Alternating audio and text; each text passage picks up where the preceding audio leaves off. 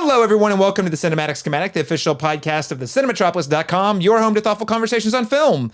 I'm your host, Caleb Masters, and today... we're reviewing Disclosure Day, or at least that's what it sounded like to about half the internet. We'll start things as we always do with an icebreaker question before jumping into a spoiler-free review where we'll provide a verdict on the film, and then we'll close out the show with what I expect to be very meaty and in-depth spoiler discussion because, man, a lot of things to talk about with this Spielberg movie.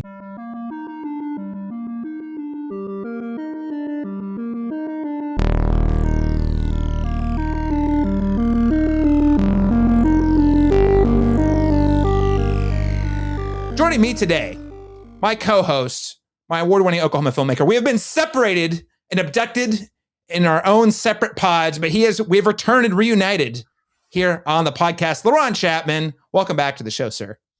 It's great to be back. When's the last time we got to do a Spielberg movie together? I don't know what the last one is we reviewed, if we have reviewed one together. Actually, I don't think we have. I was looking at this myself. No, I looked at the notes. We did Bridge of Spies. I don't think we did any of the... Ready Player One. We didn't do... No, this is the first one. This is a first for us. Okay, we did not do a review for The Fabelmans. That was purely logistical because, like most movies in award season, they all get dumped at the end of the year, and access for it is very spotty, which makes it very hard to schedule a program around. But in nearly 10 years of doing this, we've evaded Spielberg. So here we are. You know, one of the greatest of all time, if not the greatest of all time. We'll talk about that in the podcast as well. But listen, Spielberg, 80 years old. Still cranking out movies, and here we are having our first Spielberg review. That is crazy, Laron. Yeah. Joining us today, first time, very special guest. He is an Oklahoma filmmaker. He is one of the most passionate Spielberg fans that I know of, who's making a lot of cool stuff in the state of Oklahoma. Nick Sanford. Nick, welcome to the show. What's up, sex havers? I don't know why I said that. I'm sorry. Hello, everybody. It's a bit I do on Good Trash, and I think it works better there than it does other podcasts. Sorry. You'd be get surprised. Things off to a great start. But no, thank you for having me. I'm excited to be here. You know, I've got some Good Trash lineage here. Sure. It still works. We like to have good sex on this podcast. And in this episode, maybe with aliens, we'll find out. Listeners, before we get to today's review, you can support us by subscribing to the podcast on your favorite podcast player. By the way, we are on YouTube now, and I know this has been sort of a soft rollout, and maybe we'll have a bigger splash rollout someday, but if you're watching or listening to this, it would be super if you could stop what you're doing and hit the subscribe button on YouTube. Ring the bell. You'll get notified when new episodes drop, and like the video. And comment below. Did you hate Disclosure Day? Let us know. We want to hear. Did you love Disclosure Day? We want to know. Do you have conspiracy theories about Disclosure Day? You can let us know by commenting on the YouTube video.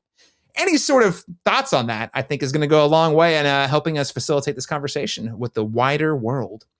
Now, let's kick things off with an icebreaker question. Now, Laron, as I said, you were abducted by the Dead Center Mothership for a few weeks, and I was talking about the Dead Center Mothership, but here we are, post Dead Center Mothership. You and I haven't really talked about any other movies that have come out in June. So I thought, let's just kick things off. We'll break the ice. What is one other film that we've enjoyed in June that has not been covered on the show, which at this point is pretty much everything that's come out in June? Pretty much everything, yeah. Yeah. Ron, what you got for us today? I'm going to cheat a little bit because it came out like the tail end of May, but we also didn't discuss it together on the pod, and that's I Love Boosters, Boots Riley's Yes. I Love Boosters. This was something I was highly anticipating. Sorry to bother you. It was kind of a film I was perplexed by when it came out, some years ago, and have since rewatched. But it's also a movie that kind of like an onion. You kind of keep peeling it. And there's more things there, and his mind is so wild and crazy. He's such an original and a visionary, and he very kind of skillfully kind of fuses these really complex themes with kind of a whimsical imagination. And to really great effect. And I feel like the kind of futuristic, kind of absurdist world building that he does in his movies, kind of paired with like biting satire, in this case about capitalism and consumerism. It's just really so fun and really thrilling to witness. And the cast across the board, Keke Palmer, Taylor Page. There's just, I mean, it's just great. I mean, and I felt like there's a sequence towards the end of this. I won't spoil it, but we've talked about it off air, involving a certain kind of animation that we both appreciate. I was in that moment that I knew that I loved this movie because it was just going for it with everything. And it's funny, it's topical, it's very of the moment, but it's also just a blast and bold in its ideas. So really excited about his career, and this is only the second film I've seen of his, and I just think that both films are so so complex and interesting to unfold. So yeah, I would say if you were in any way enjoyed or engaged meaningfully with Sorry to Bother You, you have to see I Love Boosters. I'm not guaranteeing you will like I Love Boosters, but I'm saying if you like that sort of like just crazy, throw everything at the wall, be perplexed, and be thinking about this movie for a couple weeks afterwards, you don't want to miss out. Also, spot Don Cheadle. Spot him. It's harder to do than you think. Completely unrecognizable. I was like, who is that? And then I wasn't until the credits, when I think they might have done one of the cast, like I was like, oh, okay, that's who I knew him, but you won't recognize him. It's a little bit of like Uncanny Valley in that he's playing a character that when he appears, he's got that face, but he does not look like Don Cheadle. So you're like, anyway, yeah, amazing film. It's not for everybody, but I highly recommend if you are a fan of cinema, especially if you're a fan of sort of like gonzo cinema.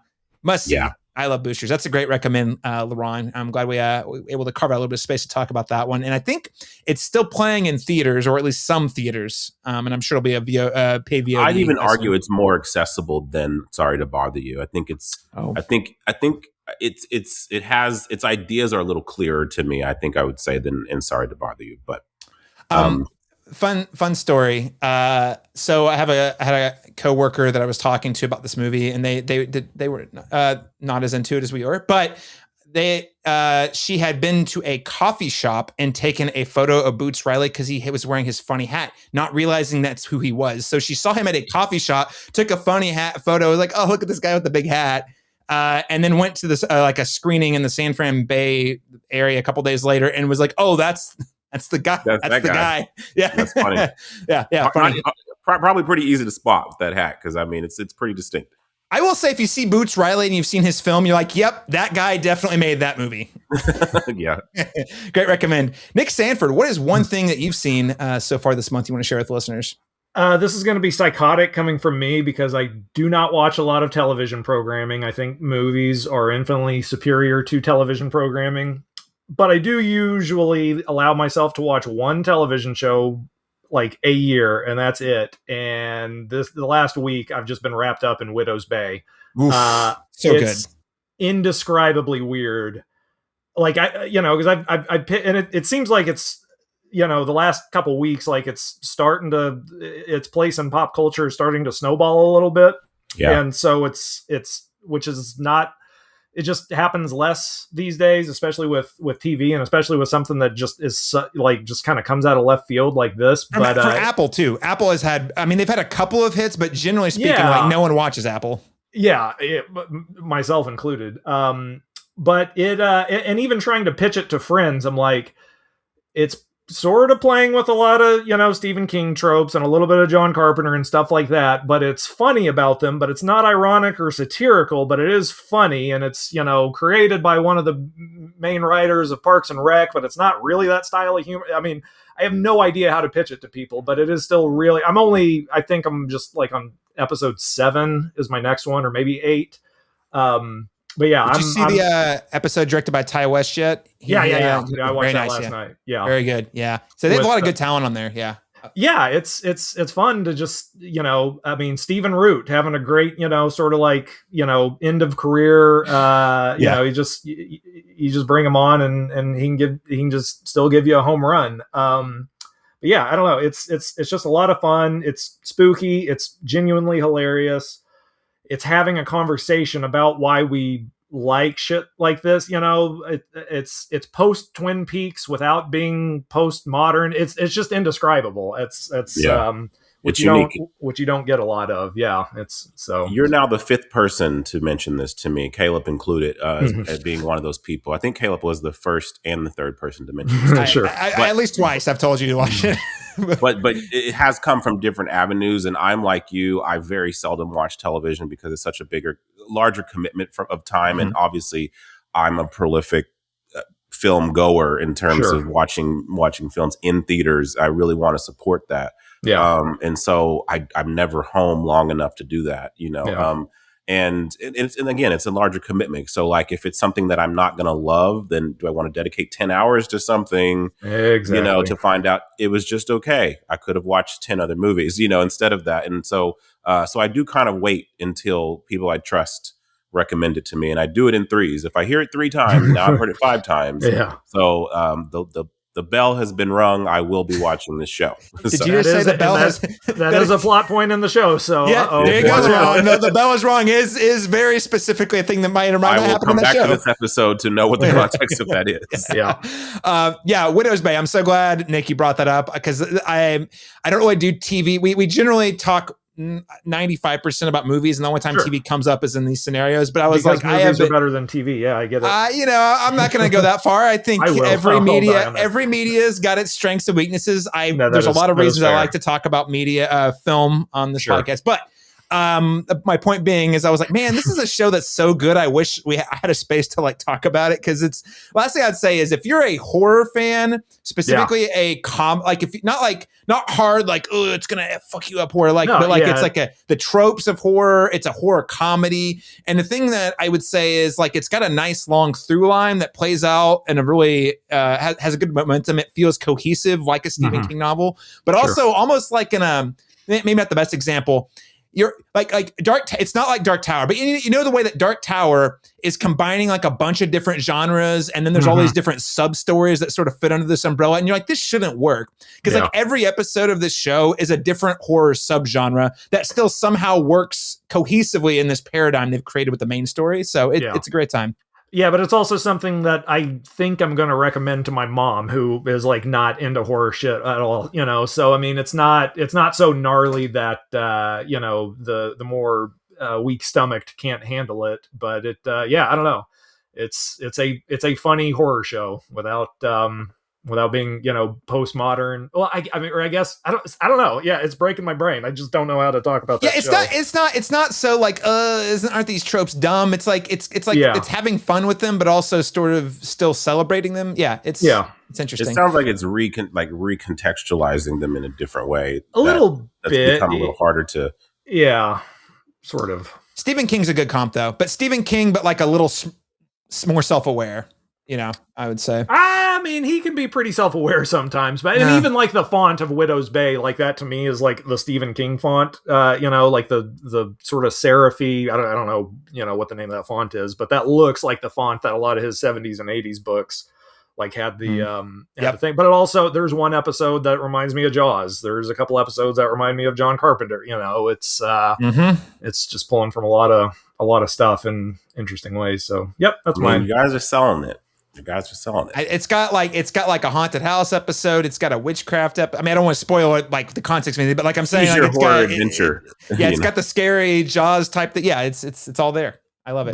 But it will have like kind of not bottle episodes, but like, you know, one episode will be devoted kind of more to like one character, and you kind of get to figure out what her deal is, and then you kind of go back to the main guy, and then we jump back to whatever. But it doesn't feel, you know, because that's really hard to do in TV.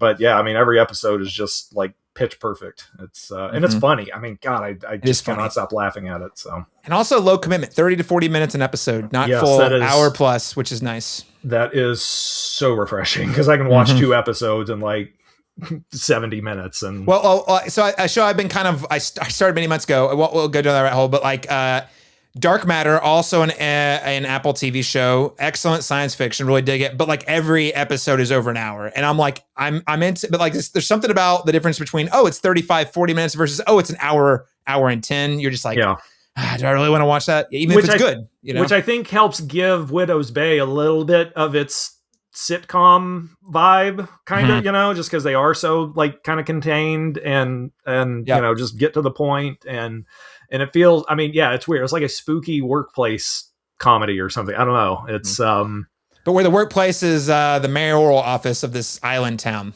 Yeah, kind of. yeah. Yeah, what if Parks and Rec was kind of spooky? But again, that feels disingenuous because the style of humor isn't the same. I'm going to shut up because it's I'm starting to fritz out trying to think of Widow's Bay, ladies and gentlemen. Great show. Great show. I knew I could count on you guys to bring good stuff. Two things that I was like, man, I would love to talk about this on a podcast if the opportunity came along. So great, Rex. Mine is short. Mine's a lot more basic. It's called The Furious. This is just an old school hand-to-hand martial arts film. I don't know if you guys saw The Raid. It came out like a decade or so ago.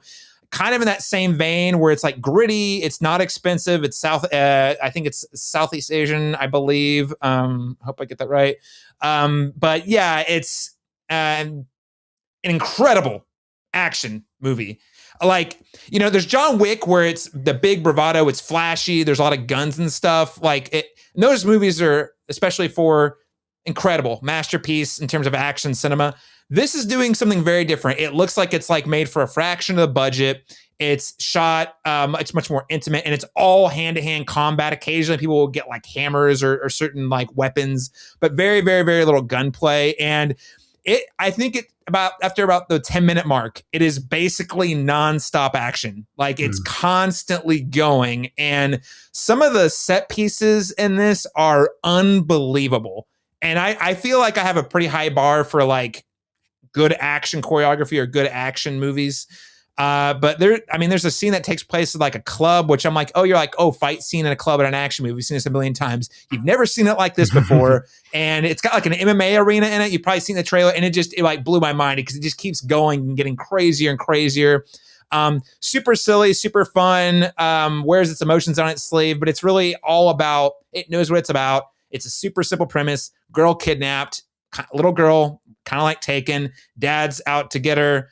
He finds out there's this crazy, like, huge conspiracy theory, and he's got to fight his way to the top. That's it. That's the movie. But it's all about the action. It's an hour and 45 minutes or so, I think, and it's absolutely worth a watch, especially if you can catch it in a theater full of action movie fans. Lots of people reacting very viscerally.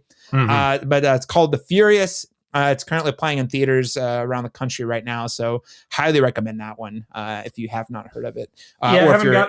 I haven't gotten a chance to see it yet, but I've been kind of doing a little bit of a John Woo deep dive lately. I got The Killer and Hard Boiled. I've had them queued up, and I watched The Killer for the first time a few days ago, and then The Furious sort of popped up, and I mean, they're different, but it kind of made me want to see it that much more. Same vein, though.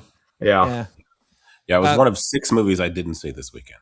Dude, this weekend was brutal. I'm still, Leviticus is still, I'm like, I really want to see that. I will find time because we're going to talk about that in a later podcast. But I was like, there's like 8 movies to watch. Which 2 do I pick? It's Toy Story 5 hit theaters. The Furious. Leviticus. Man, anyway, great time for the movies, guys.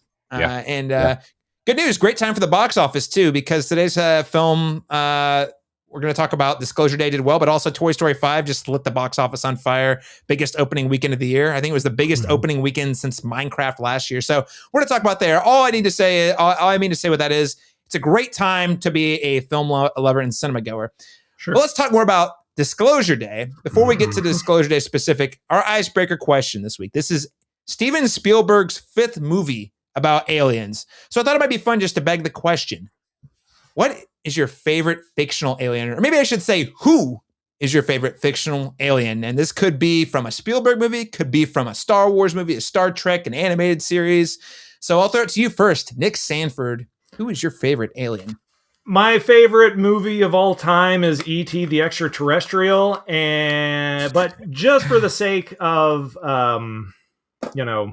just for a little bit of variety, I think I want to spotlight a certain xenomorph in a certain 1979 Ridley Scott movie called Alien, because that is a badass motherfucker that just, does not give a shit about what anyone thinks of it. And it's scary. The design is crazy, like what Geiger did with it, the way it's utilized, the way, Ridley Scott lights it with like the moisture on it and all that. It's just maybe the scariest looking thing that like I've ever seen in a movie. And he's not as cuddly as E.T. and not as empathetic, but he's just as effective at trying to do what he wants to do. And so yeah, that's my pick. Iconic design, still holds up. By the way, also cross promotion, they just announced a sequel to the Alien Clone Marines. We're getting a sequel to that. So shout out to the Xenomorph, still alive in film, television, and video games. What do you know? Oh, yeah, you'll never kill the Xenomorph. He's got acid blood. He's always going to be around. Always be around. Excellent choice. Laron Chapman, who is your favorite fictional alien? Yeah, I mean, I had those kind of reversed. I had E.T. in my back pocket, but number one was going to be the Xenomorph. I'm even wearing the T-shirt for those watching. Oh, hell yeah. Yes. Excellent. But yeah, I just agree with you, Nick. I mean, the creature design for me is unmatched. I just feel like every alien creature design is going to pale in comparison to that one. There's never going to be one that we kind of, it's the model, it's the blueprint. And it's the first time they made aliens like genuinely terrifying. They've always been, E.T. kind of made them like mysterious, but then made them again empathetic and warm and cuddly. But there's something about the Xenomorph that is just so visceral and so primal, and we get to know the anatomy so much about them, and like the things that happen, how they morph, how they spit out the, it's just all of that is just something that's so indelible in our minds now every time I think of an alien, I'm like, even if they do exist, we'll get into that later, then what form would they take? There's always going to be a little bit of hesitation, mainly because of how this particular design has kind of made them so terrifying. So it's scary penis monster. Yeah. Well, Laron, I have to ask you a question, and both of you, Nick, do we think the Xenomorph is more or less scary now that we know that crazy Michael Fassbender made them in a Frankenstein's castle on another planet? That's only if you character is. Go ahead. Well, I was going to say that's only if you accept that as literal and not just Ridley Scott fan fiction. I'm not as hung up on like the lore of the, it's really just the first two movies or my, kind of it for me. So I just don't really think, I mean, as cool as it is to see Michael Fassbender play flute with himself and all that. Yeah, I don't think, I mean, they could do 50 alien movies and do all sorts of stuff with where does it come from, and it's not going to take away the fact that it's fast and it can hide and it's got acid blood, so you can't shoot it too close and all that. That's always going to be terrifying. But yeah, I think it works both ways. I think it's scary when it's a mystery, but I actually think kind of knowing a little bit more about just the sort of intent and motivations and I don't know, fuckery that went into making the Xenomorph actually also makes it scary in a different way. Sure. I personally, I am, me and Sunrise Tipicani, we are the defenders of Prometheus. We're the two of us, I'm pretty sure. I like Prometheus a lot. It's not perfect, but it's not perfect, but it's good. There's dozens of Prometheus defenders. It's fascinating. It transcends good or bad. It's fascinating, Prometheus. Mm-hmm. So yeah, no, it's that and Alien Covenant though. I wouldn't say I'm a massive fan, but I do like them. I tend to like them more than most people. I think they're exploring a lot of really interesting ideas. Sure. I'll say that much. I am going to go with, you guys said the Xenomorph. So the other option, of course, the other iconic alien that's even fought the Xenomorph for time or two is the Predator. Now, I know we just got a new movie last year that a lot of people didn't like because it made the Predator a little less scary. I am a big fan, especially the original film Predator, where Arnold fights him out in the jungle. Firstly, this thing, you're like, what is this? It's invisible. It's got all this. You think you don't even realize it's an alien for like half the movie. And then when you finally see the thing, you're like, oh my God, this is disgusting. And it was all done with the practical effects and everything. It is truly one of the most gnarly creature designs I think I've ever seen. Now, I think it's been diluted by the fact that we've gotten multiple sequels. So it's kind of become, you've seen it enough times that it feels less shocking. But my wife had never seen any of them before we watched the new Alien, then went directly into the Predator movie. She had not seen the Predator movies, and she was like, "Holy shit, that guy's disgusting." I'm like, "That's right, still holds up." I think. Are they the mandibles? Is that what they call them? Yeah, those things are pretty awesome. Yeah, it's incredible. But no, I think it's a great design. I'd also give a big shout out to the Shai Hulud, giant sandworms from Dune. We are in a Dune year, so I'm going to celebrate by giving a shout out to the Shai Hulud. Mm-hmm. Another big penis monster alien. Sorry. A lot of big penis monster aliens out there, really. Yeah. Very galaxy full of them. Sorry, Chewbacca, you didn't make the cut today. Listeners, viewers, what are your favorite aliens, or who are your favorite fictional aliens? You can let us know by commenting below if you're watching on YouTube, or you can send us an email at thecinemetropolis@gmail.com. With all that being said, let's get to our spoiler-free review of Disclosure Day. Good morning, Kansas City. Let's take a look at today.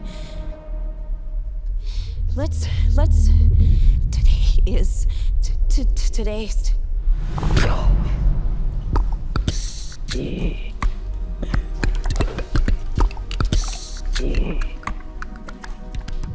you understand what she's saying? I hear it. It's gibberish. I can't understand it. And I can. What's happening to me? People are starved for the truth. So according to IMDb, Disclosure Day is described as, if you found out we weren't alone, if someone showed you, proved it to you, would that frighten you? That is not a description, IMDb. That is a question. It's also a quote from the movie, but that's what I'm saying, man.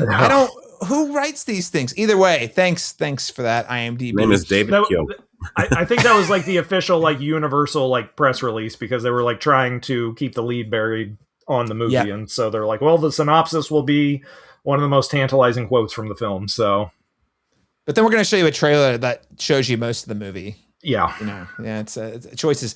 This is Steven Spielberg's 34th theatrical feature film as a director, 35th if you count Duel, his original film that was made, in the US was released on television. Still a beloved movie, great movie. But 34th theatrically released film. It is his fifth film. It's taking on the subject of aliens, as I noted a moment ago. Disclosure Day stars Emily Blunt as Margaret Fairchild, Josh O'Connor as Dr. Daniel Kellner, Colin Firth as Noah Scanlon, Eve Hewson as Jane Blankenship, and Colman Domingo as Hugo Wakefield. Disclosure Day was released on June 12th, 2026, and opened #1 at the U.S. box office on its opening weekend. It grossed $44.5 million domestically for a grand global total. So if you combine that with the international numbers of $92.9 million, it was Steven Spielberg's biggest opening for an original film. So we're not talking about Jurassic Park or Ready Player One or films based on pre-existing material. Highest grossing opening weekend for an original film for Spielberg. So, at 80 years old, it's not a bad record. So, this movie has been, as I noted, very divisive. I will tell you that as I was watching the movie, I was like, I can see where the people are going to either roll their eyes or lean in. And, so I genuinely have no idea how you guys are going to feel about it. But needless to say, I think we can all, if you've been on the internet, if you've been on Letterboxd even, you can see this is a very, very divisive film. So I'm eager to get you guys' take. Laron, Chapman, I'll turn to you first. What did you think of Disclosure Day? Yeah, I managed to catch this one twice because I felt like I needed to submit my feelings about it before we did the podcast. And I will say, in full disclosure, that when the trailer for this came out, as much as I love Spielberg, I was like, I don't know. It was giving me that could go one of two different ways, and I'm betting it's going to go the latter. But I was kind of pleasantly surprised, with my overall feelings about it. But the audience reception for this obviously has been all over the place. It's kind of weird. Like, it's generally well received by critics. I mean, I think it's sitting at an 80-something% on Rotten Tomatoes, if you use that as a metric for good movies. But some have declared this being like one of Spielberg's best films in years. And then another demographic has said this is the single worst movie he's ever made. And I find that that very diametrically opposed, gap in reception very, very fascinating. I fall somewhere in the middle. I found this to be at times really exhilarating, and then at times very frustrating. I think it has pacing, and especially on second viewing, pinpointed individual stretches of it that have pacing and logic issues for me. But I still somehow found myself kind of drawn though into the central mystery, if you will. And then what I really think was a really pretty great performance from Emily Blunt here. I think she's, really, giving a full bodied performance and is called upon to do quite a bit here. Josh O'Connor is decent in it as well. But I think the real MVP here is that John Williams score. Oh, really? Nice. I actually really enjoyed that, and it definitely, even disembodied from the movie, I think it's very strong. But like all Spielberg movies, especially the latter half of his career, this it feels like it's trying to be profound, but at the same time, it's very didactic. And those are kind of constantly in tension with each other here.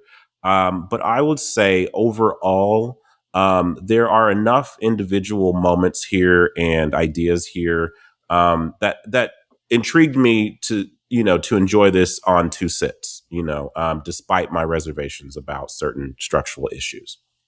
All right. So Laron's coming down generally positive. Nick Sanford, what did you think of Disclosure Day? Very close to everything Laron just said. The first trailer comes out last December, and I thought it looked kind of like a more expensive 2006 Sci-Fi Channel original movie. I was like, uh-oh. I have seen it twice just because I wanted to, really give it its due. Because the divisiveness, it's, Steven Spielberg is the George Washington of my Mount Rushmore directors. Mount Rushmore of directors. M. Night Shyamalan is my Abraham Lincoln of, director Mount Rushmore. So the fact that Spielberg is having sort of like a Shyamalan type, divisive, just, everyone, this is a piece of shit. It's brilliant. Whatever is like a real circuit swapper for me. I'm not, because really the most divisive thing I think Spielberg had ever done up until this point was AI, which has a lot of similarities with Disclosure Day, like especially a sequence at the end, which we'll get to. But I mean, as far as the actual movie itself, I'm of two minds. On one hand, I don't even know what the premise of this movie is. I don't know what it's really actually about. On the other hand, there's a lot of stretches at the beginning, or, like, especially in the first chunk that I really think work given that sort of lack of, sort of clear dramatic question. I think Emily Blunt is incredible in this, like maybe the best she's ever been. And we could get to it later more into spoilers, but I kind of wonder what this movie is, if it's completely from her perspective, if it works better, if we're discovering everything along with her. And then there's kind of a point in the last, 40% of the movie that it doesn't fly off a cliff for me at all, but it gets really tedious and it really starts spinning its wheels. And there are certain stretches, like Colman Domingo is an incredible actor. And the fact that some of the monologues that he is required to give in this don't completely derail the thing is just a testament to how good he is at his job. And I think the biggest sort of criticism I could level at this movie is one of the reasons Spielberg's been so important to me is because no one knows how to block a movie better than him. No one knows how to use a camera and position actors and use cuts to communicate, where these people are. And all of his best movies, you can turn the sound off and you know exactly what's going on. Like you turn the sound off on E.T., you get from the first frame of Elliot, okay, this is a, disenfranchised kid. He feels alone. He wants to blah, blah. And as you watch the movie, just visually, you get exactly what you need to get. And I don't think you can say that about a lot of this movie because so much of it is dialogue dependent, which I think is usually when he's kind of at his creakiest, especially in the last half of his career. As soon as I said that, like 18, monologues from like his best movies just like popped into my head because I can already hear people, what about the Quint speech? What about the John Hammond thing? I get all that. But yeah, that's kind of a problem like for the movie, but also, you know, there's a lot I like, a lot I don't like. I still really don't know what to make of it, which isn't the worst thing because he's given us several sci-fi masterpieces at this point. So he's owed, like, let him just sort of experiment and kind of fuck around and see what can happen. And so that's why, like, I didn't need this thing to be just like a grand slam because he's already got like 8 of those, you know, as it is. And so so I'm not mad that it's not, you know, just like an instant classic the way some of his others are. And I'm curious to see how it grows from here. I don't know. It's just been such a bizarre reaction to it that it'll just be fascinating to see like what its place in pop culture continues to be, especially given like this month, you know, like what's going on with like UFOs and UAPs and people on, you know, News Nation screaming, we need disclosure, you know, whatever. Yeah. So that's just this month. I thought that was every day in the year 2026. It's gotten like the last month and a half. It's just really, you know, my YouTube has just every other video recommended to me is some guy, you know, yelling at, you know, Chris Como or whatever his name is about, you know, whatever.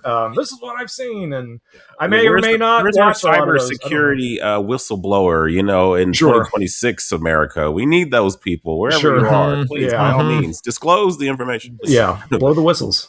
Well, okay. It's funny you say that. We're going to talk about this more in spoilers.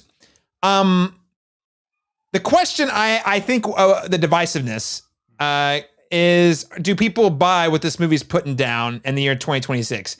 If a disclosure day type event were to occur, do we believe that people would respond in such a way that this film presents? And therein lies, I think, therein lies my perception of what one of the things people are responding very strongly about, which is, this is completely crazy. Maybe in 1990, you could have put this out there and I would have bought it, but this is 2026. We're way too cynical about the world today. So this is all hogwash, you know? Yeah. I mean, because one could argue we've had multiple disclosure days in the last 5 years and nothing happens. Nothing happens. So now maybe not disclosure of alien, although there have been disclosures of alien, like all the UAPs. I don't know. The government's basically like... Obama was on Stephen Colbert not too long ago and he asked him about the presence of aliens and he said, I mean, obviously. Well, people have testified in Congress, like, hey, we know this stuff exists. Here's footage. We don't know what it is. Isn't that crazy? You know, like, so it's like, I just, that's kind of the question. And I think, you know, I have thoughts about why it simultaneously works and doesn't at the same time. We'll get to in spoilers. But so Laron's generally pro. Nick, you're sort of an edema, but you're generally kind of pro. I would say this for my money. Laron, I agree with everything you said. I think the pacing for me is the biggest issue with this film. It's 2.5 hours long. It should have been under 2 hours. There's entire characters. I would have cut Josh O'Connor's girlfriend character. Not that it was a bad performance or anything. There's just, he gets into this like religious subtext, which I understand why it's there. But if I'm looking at the totality of the film, I'm like, you didn't really give us a satisfying enough resolution to some of the questions you posed for that entire subplot to need to exist. Right. So it's too long. And I would say specifically, I want to say it's the second act. The movie kind of comes to a grinding halt for a while. We get and then it picks back up, and then we get to the third act, and then the third act is so long.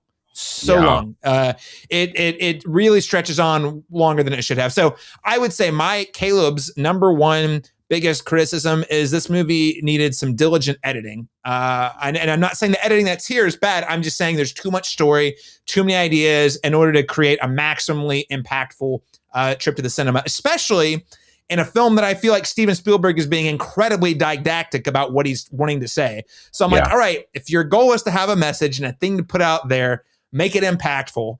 And in that case, don't make it 2.5 hours long because it sort of dilutes the larger point. Okay. So that's the part that I struggle with. However, all of that being said, I agree with what you guys said. Emily Blunt's incredible. I think Steven Spielberg, at 80 years old, guys, this whole movie is a chase scene. This whole movie is essentially a chase. And there are some of the most exhilarating, exciting, car chase sequences I've seen in years. And I'm a big Fast and Furious head, but none of them come close. None of those come close to the car chase, the car and the train sequence we get about midway through the movie. It's simply one of the coolest things I've seen at the movies in at least a good 5 years. And to see it just done so well, and it looks so, they make it look so easy with practical effects. Anyway, all to be said, I found the action sequences to really work very effectively. The titular disclosure day sequence, I really liked cinematically. Now, we'll talk more about in spoilers about how realistic is it. That's really not the point. As a cinematic sequence where I'm watching something that should actually be super boring, he makes it so propulsive. It's like I'm leaning in. I'm like, oh, what's going to happen next? And just masterful storyteller, visual storyteller at work in the last 10 minutes of the movie. There's just a lot of stuff kind of throughout that really, I think, negatively impact the overall like story pacing and point people are taking away. So yeah, overall, I like the movie quite a bit. I want to talk about how we might compare it to a couple of his previous films, especially late career films. A lot of people have come at this movie saying it's sort of like boomer coded, and what I mean by that is the question I have is, do you think this movie is out of touch? And if it's out of touch, do you think the suspension of disbelief required is worth to believe for the underlying point? I don't know. It's a sort of a loaded question. So I'll throw it to you first, Nick. Like, when you think about how you would compare this to the previous films of Spielberg, did you find this remotely believable? Yes and no. I mean, it kind of gets back. Well, part of it gets back to the question of like, what actually is this movie even really about? Because it's, without getting too spoilery, I kind of wonder if the thing that happens at the very end should actually happen 45 minutes into this, and then we see what the effects are, sociologically or whatever. In terms of being boomer coded, one of my biggest, like, his press tour in the months leading up to this movie have made me think, oh my dear Jesus Lord, this is going to be his megalopolis. This is going to be an out of touch. It sounded that way on the press tour. I was like, uh-oh. And the trailer wasn't good. The signals were there, man. You weren't crazy. I also had the same feeling. And out of touch, former master who hasn't really been relevant culturally in a while is going to scream at us for 2.5 hours with a camera about why the world would be better if we thought the way that he did. And I feel that a little bit with this. I think it's tricky. Because everyone keeps saying, because that has been one of the criticisms, and it has been a criticism of mine, is does the ending, like, even, is it plausible? Well, I don't know what the ending is because of the way the movie stops. I mean, you kind of get a sense from some sort of tertiary characters, kind of what their reactions are and all that. And maybe that's part of it. And if that was kind of supposed to be part of the point, I think the 2.5 hours before that should have been structured very differently. Should have like really loaded the deck so that it pays off like a slot machine whenever we get that final line and, cut to credits. But in terms of, just like what he thinks he's doing, I guess, or what he's been doing with the press tour, which is screaming, we need disclosure, it would make the world a better place. I think if this actually happened, are we getting into that now? Like, if this actually happened, or is this later in the show? Maybe just vaguely. Yeah. If a disclosure event were to happen, is that? I'm of the opinion that half the people that watched it would just totally dismiss it as either that's fake, that's bullshit, that's a hoax, they're not telling us everything, and therefore I shouldn't even give it the time of day, which I think I might be part of that. Right. The other half that actually believes it, I think they would probably die from fear and shit their pants to death, because that would be your perception of reality just changed instantly in a way that I don't know the human mind can actually handle. If we were even to be able to perceive it as, extraterrestrial life, I'm not sure that true alien life we would even recognize as such. I don't know if you guys are familiar with the novel Flatland. It's one of the very first science fiction novels ever, but it's about a bunch of two-dimensional shapes, like a triangle and a square and a rectangle and all this. They live in 2 dimensions. And there's this little red dot that shows up every once in a while. And they're like, what is this red dot? This is really weird. It's breaking their brains trying to figure it out. And at the end, you figure out it is a 3-dimensional ball bouncing, occasionally landing in their plane of existence.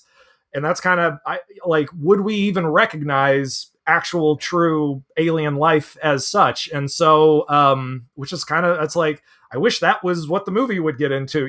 Disclosure Day should have been the beginning. And then we, kind of unpack it from there. So yeah, I guess that's where I land is I don't think it would be the kumbaya rah rah rah that Spielberg thinks it is, and I think it's a little arrogant of him to, assume that is what would make the world a better place, much in the way that Francis Ford Coppola making Megalopolis, all we need is like one architect with a heart of gold to fix everything for us. It's just like, okay, buddy. All right. But yeah. I hate feeling that way because I love Spielberg. So yeah. Well, Laron, I see you shaking your head. What are you thinking here? Yeah, I agree. I kind of feel like the skepticism that our current climate has. I mean, we are so distrusting of the truth, even when it's staring us in the face. And just because we have such a distrust for the people that are presenting it to us, and there's a lot of a lot of structural factors for that. But I also think that if comparing this film to some of his other work, I think that it still has his hallmark, which I always love about his movies, is this kind of unabashed earnestness and sentimentality. And there is a boomer quality to it, but I think that's pretty much all of his movies. It has that to it. It's kind of a charm to it. It's it's an aspect of this that I don't actually find I find endearing rather than grating about his movies. But I think in the context of this, if we were to take it literally or seriously, I don't buy it, because I think that he has an optimism that unfortunately, it just does not translate to our current landscape. And so, yes, I do not think that people would react to a disclosure of this magnitude as this film presents it, if you will. So, but yeah, so I mean, but it still has elements of his other movies tonally. That sense of wonder is here in spurts, where you're leaning in and you're just kind of like, oh, like it's that sense of discovery that he can capture so well, that sense of awe-inspiring, something profound is happening and we should lean in, and we do. I just think that where this movie ultimately lands doesn't ring true, unfortunately. Yeah. I mean, that's the thing about him. I think he has a very strong optimistic point of view on humanity. Even when he's being cynical for Spielberg, he's still hopeful he's like, yeah, the government's coming. It's all lies. We need truth. And if only we knew about aliens, that would bring us all together, Yeah. And, I think if you'd asked me 5 years ago, I might have still been able to get on board. 10 years ago, I definitely could have gotten on board. 2026, it's just a real hard pill to swallow. I have to say. Now, the flip side of that, though, is just because it's so idealistic and perhaps out of touch, what I like about it is that it's designed, I think, to also inspire us, and that's where I'm like, okay, there are probably two types of people when you're watching a Spielberg film and they see the sentimentality. Either they roll their eyes like, yeah, you old man, be getting all sappy on me. And there's the people who are like, man, what if we could make the world more like that? And I haven't come down on a clear answer with Disclosure Day yet, because I simultaneously think that it's very unrealistic that World War III would get stopped by the reveal that aliens are real. I just can't. It's way too difficult. Is that an us problem? Is a good question. That is an us problem, and the flip side is optimism isn't necessarily a bad thing. It's a good thing. Choose to see the good, Like would we at face value react the way that they do? No, but the fact that I'm happy that he still does. I'm happy that he's still in that headspace. I think just collectively as a society, we are not, or no longer. And this is why I say, isn't this the play? And this is why I come back and say, you're right to feel this way, but maybe it is out of touch, but also our world is not going to get better if we become deeply cynical. It will only get worse. We need some, whether it's a filmmaker, artists often play this role, but it could be politicians, business leaders. I don't really care. You need someone out there to inspire us to be like, yeah, this seems crazy, right? Well, let's work. What can we do to get us closer to that? Where we can believe that's the word. Hope. Yeah. Well, but also not just hope, not like cynical though. It needs to be honest. Like, I actually believe in this vision we're talking about for the future, not the, you know what I mean? Because like our culture has become so deeply cynical that a thing that is even like projecting optimism is getting like shit on, because it's like, that's so out of touch. That's unbelievable. It's unrealistic.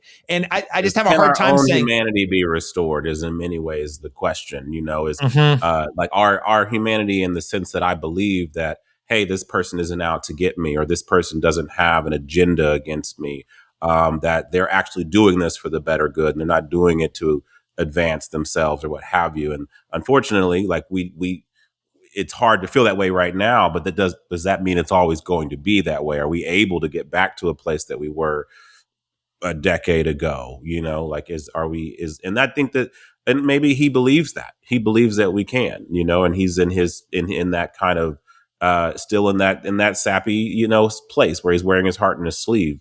And I still believe in hope, sort of thing, but yeah, so it's an interesting film to come out right now, I think, is what we're all kind of saying here. I think that's it's interesting to come out right now, and I think that, in my opinion, that's the real conversation about the movie is, are we at a point where people unabashedly, earnestly saying there is still hope for humanity? Have we reached the point where we're saying that's bad and out of touch? And if that's the case, then I'm like, wow, we really have reached a low, because a lot of people hate the movie for that reason. So I don't know. Nick, what do you make of this? Yeah, I think a lot of it is just, how is the movie meant to be engaged, and take away like, Papa Steve's 3 months of just bizarre, borderline Joe Rogan type rants and shit on, Facebook or on podcasts and interviews and stuff. The movie, if you view it as, an accurate reflection of contemporary society, you will bump up against it, as, the three of us have to, some degrees or another. If you do view it as something like, Superman is one of my favorite, fictional characters ever, just because he is so impossible to achieve. But I still think you need those unrealistic, idealized, aspirational figures to look up to. And that is the when I look at this movie that way, it is a little bit more. It is easier for me to, I don't want to say stomach it, but, get on board with it. I mean, and even like the whole, World War III is about to happen and then aliens like pop up. I don't know if you've seen like the 3-hour special edition cut of James Cameron's The Abyss. That's literally The Abyss. There's some weird aliens, and also World War III is happening, and then the two collide at the end, and it's like this positive, uplifting thing. But in terms of the Spielberg didacticism, I think he's better when he's not being as literal, better just as a storyteller, because, you look at E.T. and Close Encounters, those are very spiritual films. They're not being super, especially Close Encounters. It's literally about, I don't know how to talk about this thing that is happening to me that I'm feeling. I cannot express it to my family.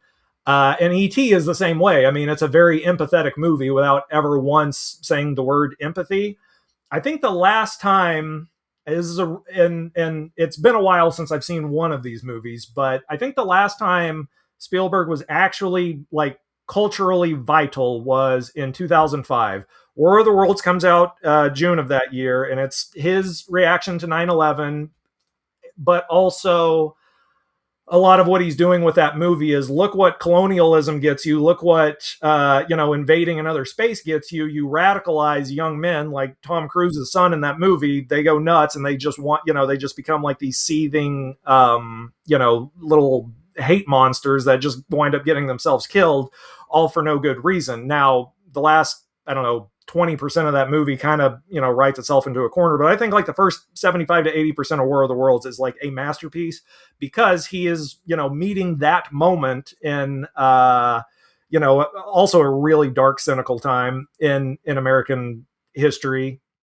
by commenting on, our fear of the unknown, our, need to flee, just like utter destruction. And then what that does to a family unit.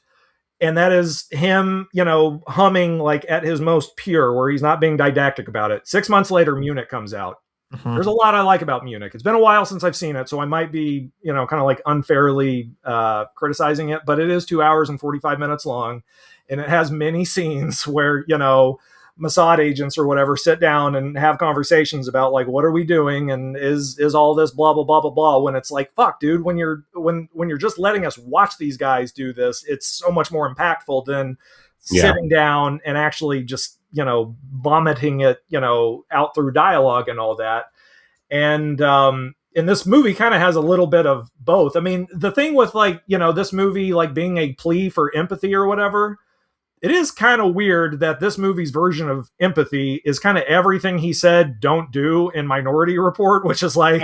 Right? Yeah. Weird. I think I get what he's going for, and I do like the idea. And Emily Blunt, I mean, is so fucking good that she's able to make that shit like really, really work. Those scenes where she's reading a lot more into people than what they're willing to give up. I don't know if the movie itself handles that particularly well. I wonder what happens if Tony Kushner or Steve Zalian writes the script versus David Koepp, who is a writer that I have a lot of respect for, but he is at his best when he's adapting like a good, clear, pre-established work like Jurassic Park or War of the Worlds or Spider-Man, and not as successful when he's got someone like Steven Spielberg or Tom Cruise in the case of the 2017 Mummy over his shoulder saying, do this, do this, do this.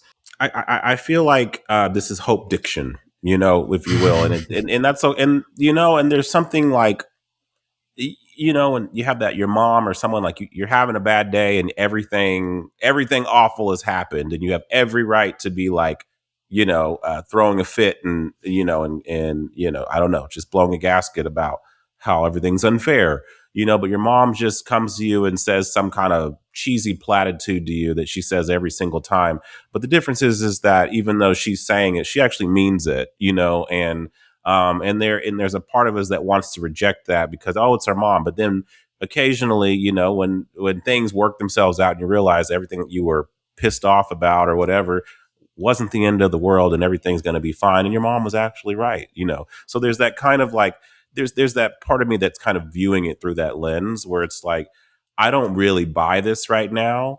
But to Nick's point, if the world gets better, fingers crossed, we might revisit this movie with a different set of eyes and a different set of feelings, and it may actually be kind of a warm hug, back then. I think just right now, we're so steeped in that cynicism that we keep alluding to that it's hard to embrace goodness, if you will. And but I do think this is Spielberg, like, in his later life, with the Fabelmans and where it feels like he's being his most introspective, which seems to be what a lot of these filmmakers, Martin Scorsese, like still making movies this late in the game, being a little bit more critical of their own right. work and their own influence. Like he did that with Killers of the Flower Moon, with that epilogue there at the very end, which is something he didn't have to do that. He could have just told the story that he was telling and then let the chips lay where they lie. But he actually wanted to address the fact that maybe there was an overemphasis of this kind of violence and stuff that he perpetuated in his stories that may have glorified it in ways that were not beneficial culturally, for young men or what have you. And so, and I think Spielberg is hearkening back to a lot of the things that he was saying in some of his earlier work, but with a different set of eyes, you know. And I think that, but with a little bit more urgency here, and that's why it's probably less refined and a little bit more like with the cracked voice, if you will. Because he really believes it, or wants us to believe it, or wants us to get back to that place, you know. So. I think my hunch is that Spielberg is just getting less patient. A few different things I want to say kind of in response to what both of you were saying. Number one, Nick, I agree. I think Spielberg is better off when he's less didactic. We see this in E.T. We see this in Close Encounters of the Third Kind. He's exploring themes in a much more subtle and nuanced way that it allows all of us to kind of read our own journey or experience with faith, religion, the unknown, into sort of the journey the characters are on. I think that's better storytelling, just first and foremost. What I have seen from Spielberg late career and is less about, hey, my view on this is changing. More, the world is changing. Therefore, I must say it differently, and I must say it louder, and I must say it more directly. So here's an example in which I think the didacticism is really bad. Ready Player One.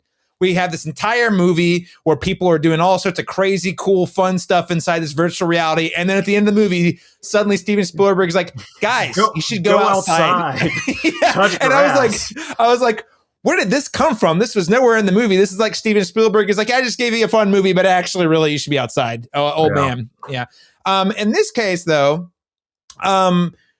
I think he is hyper aware of the fact that people are overwhelmed with information. He's hyper aware that we are currently in a regime in America where suppressing the truth is in the interest of the folks in power. And I'm not even saying that's about just one specific administration. I think you could argue it's multiple administrations. This is just sort of the way that the world has shifted in the 2010s, now 2020s. And I think about The Post as actually being a very powerful film that is very didactic, but it's also very clear and concise and honest about what it's saying, that you understand exactly why he made that movie when he made it with the actors he starred in it. It was meant to be, I think, a very bold, clear statement or rebuke of this sort of like powerful government institutions trying to silence people, right? So now we see that it takes place in the 70s, which is interesting because that's back in a time where that actually, and I think that's why people bumped on The Post so much when it came out, because it's like, dude, this is not 1972 anymore. This doesn't work the same way. But I mean, the message, I think that's kind of where I come down here too. Yeah, like I get what you're saying. Yeah. The underlying message I find powerful. Now the execution, I think, is the divisive part, because I actually don't think didactic movies are better storytelling. However, Laron and I have said this about many movies on this podcast. I don't think it's better storytelling, but also, unfortunately, we live in a time and an era where audiences, if you do not explicitly tell them the point, it will go over their head. You mentioned Martin Scorsese. The reason Scorsese's got to be really direct about it is because he's like, yeah, guys, I don't know if you know in Goodfellas, you're not supposed to root for the mobsters. You know, they are the bad guys. They're not good. It's just, you know, which is how we also get the similar thing in The Irishman, where he's being very clear about acts of violence being bad. You know, so I think this is Spielberg trying to, once again, for the fourth time, well, you could say fifth. Technically, one of those is an Indiana Jones movie he didn't really want to make. But for the fourth time, he's coming back to Aliens with a different point of view, and he's saying, "Listen, what makes what gives humans our greatest evolutionary advantage is empathy and compassion. We see that with Elliot and E.T. We see that in Close Encounters of the Third Kind. And I think in a different sort of way, in a sort of reversed, and a nice reversal, Nick, that you kind of point out, you see that in War of the Worlds. But he's like, I want you to make no mistake. This is what I am saying about aliens. And it is, one, I believe they're real. Okay. Two, I really wish they would abduct me. Number three, if aliens exist, what does that say about us as a species? I want to believe that our empathy is what distinguishes us from other things in this universe. Yeah, that is what he's saying. And I think that where the rubber meets the road is people are like, I don't agree with that. I don't think empathy is actually a thing that separates us meaningfully. or people don't believe that it can. I don't that's know. how I'm seeing it. Yeah, I don't know if it's specifically the empathy thing that people are bumping on. I mean, what I would say to movies needing to scream their message, because people don't get it. I have always been of the mind that, like, the inception theory of you plant the idea and let it grow naturally in the viewer's mind, so that it can, like, truly take hold versus clearly stating this is what you should take from this. I think there are two ways to look at that. I mean, Spike Lee, even at his best, is a very didactic filmmaker, and that is something I think that actually helps his movies a lot. Imagine if Malcolm X or Do the Right Thing didn't end the way that they did. Now, granted, he's kind of a specific case, and not everyone can do that. But I think it's more of a chart. And here's something to kind of bat this back. And it's without going into spoilers yet, is the final moment, the final line of the movie, is that supposed to be the inception point for the audience, where you've been yelled at a lot throughout the course of the movie, but then it sort of, everything gets quiet. Emily Blunt gets in a almost sort of like urgent, borderline scared state, and then says the line, and then cut to black. And now what does the audience do with that? Maybe that is actually, us. Yeah. Maybe that's the inception point. Maybe that's Spielberg saying, okay, you now have the idea. What do you make of this? We'll talk about more in spoilers, but sure, I think you're hitting the nail on the head in terms of what I think he was trying to get at. Yeah. Again, I don't think that. We'll talk about more. I think the empathy component, I think, is important though, because sure. Yeah, no, I agree. I think it's like he's trying to leave it with the audience to decide what to do with all this, while also trying to posit a potential reality that he wants to see without actually showing it to us. Which is something I can get on board with. I mean, I like, as weird as I think the Minority Report aspects of the way that Emily Blunt is able to do some of the things she does is, I do think it's actually there, like her with the cop at the beginning, which made me go, oh God, where is this going? I don't know. Oh boy, Papa Steve, are you the one that needs to be doing this? But, those moments where she is able to, reach someone the way that we, that it would be nice if we could do this, if we could come to understandings and, harmonize more by understanding each other. I want to get on board with that. And those are the moments of the movie that I am like, yes, but yeah, let's. Well, we have a lot more to talk about in spoilers. We went way more in depth in the spoiler-free section we typically do, but the reason I think it's worthwhile is trying to get to the core of why this movie is divisive. Okay, like, we have varying opinions on this show, but generally pro, it sounds like, largely.